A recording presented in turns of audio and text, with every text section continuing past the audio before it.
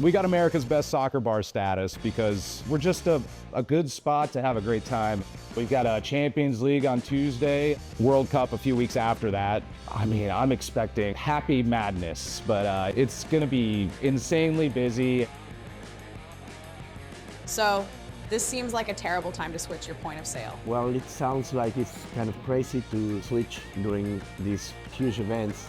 I was looking for efficiency, so here we are with SpotOn. Right now it's about 6:30 in the morning, so we're trying to get a early start. My job is just installing all the equipment, doing training the employee, and take the restaurant live. I have till about 11 to install all the equipment, and the last hour was reserved for training. I think that SpotOn is really the right decision because it's impacting the guests. It's quicker, it's better, everything. It's gonna be tremendous. Okay, really last question, who's your team? Whoever tips the best.